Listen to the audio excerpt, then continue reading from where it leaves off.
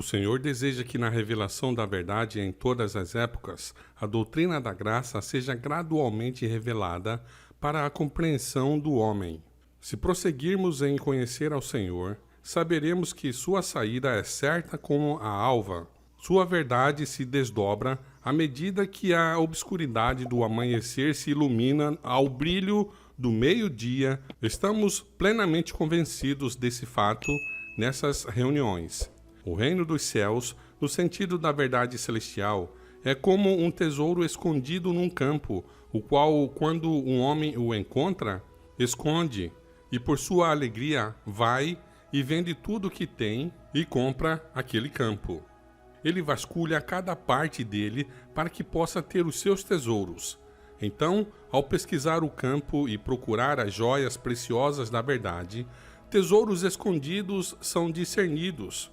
Inesperadamente, encontramos minério precioso que deve ser coletado e valorizado.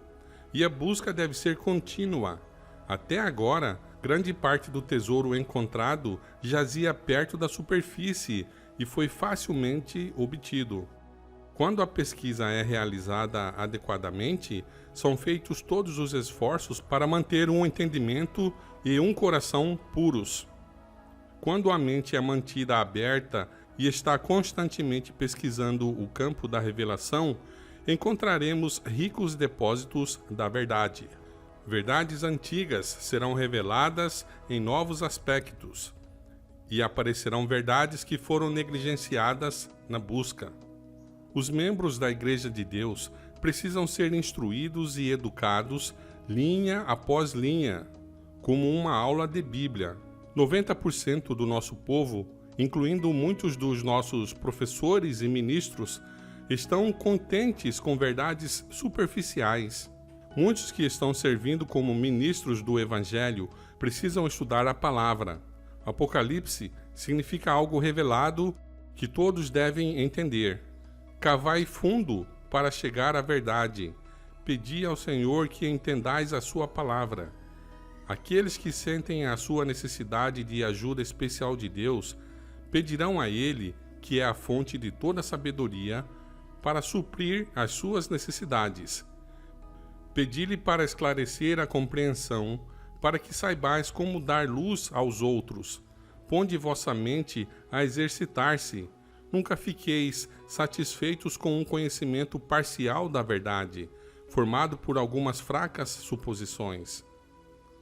Poderosas verdades foram enterradas sob o sofisma do erro, mas serão encontradas pelo pesquisador diligente. Quando ele encontra e abre o tesouro das preciosas joias da verdade, não é roubo, pois todos os que apreciam essas joias podem possuí-las. Dessa maneira, também tem uma casa do tesouro para abrir a outros. Quem comunica não se priva do tesouro, pois, ao examiná-lo para apresentá-lo de modo a atrair outros, encontra novos tesouros. Meus irmãos, o valor das evidências da verdade que recebemos durante o último meio século está acima da estimativa. Essas evidências são como um tesouro escondido num campo. Procurai por eles. Estudai as verdades da Bíblia que há 50 anos nos chamam para fora do mundo. Apresentai essa evidência em linhas claras e simples. Aqueles que há muito tempo estão na verdade e os que recentemente receberam a verdade devem agora procurar o tesouro celestial enterrado. Que todo homem trabalhe ao ponto. Estudai a palavra de Deus, ressuscitai as evidências dadas no passado, examinai as Escrituras, disse Cristo, porque nelas cuidais ter a vida eterna, e são elas que testificam de mim. Os que se colocam diante do povo como professores da verdade devem lidar com grandes temas. Não devem ocupar um tempo precioso falando de assuntos triviais. Que estudem a palavra e preguem a palavra. Que a palavra esteja em suas mãos como uma espada afiada de 2 gumes. Que testemunhem as verdades passadas e mostrem o que se dará no futuro. Cristo veio do céu para dar a João as grandes e maravilhosas verdades que devem moldar nossas vidas e por nós devem ser proclamadas ao mundo. Devemos nos manter a par dos tempos, prestando um testemunho claro e inteligente, guiado pela unção do Espírito Santo. Luz crescente brilhará sobre todas as grandes verdades da profecia, e elas serão vistas em frescor e brilho, porque os brilhantes raios do sol da justiça iluminarão o todo. O Senhor quer nos comunicar uma luz maior. Ele deseja que tenhamos revelações distintas de sua glória, que ministros e pessoas tornem-se fortes em sua força. Quando o anjo estava prestes a revelar a Daniel as profecias intensamente interessantes e serem registradas para nós, que somos aqueles que devem testemunhar o seu cumprimento, o anjo disse: "Sê forte, sim, sê forte."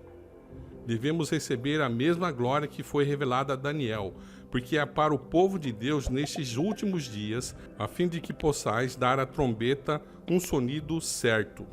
O Senhor convida os seus servos ministros a proclamarem a mensagem da verdade, insistindo naquelas coisas que são de grande importância.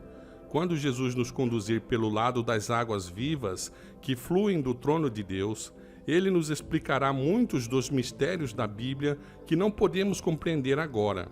Ele é o grande mestre de sua palavra, que não pode ser totalmente compreendida nesta vida, mas que na vida futura será revestida com o brilho da luz do claro entendimento.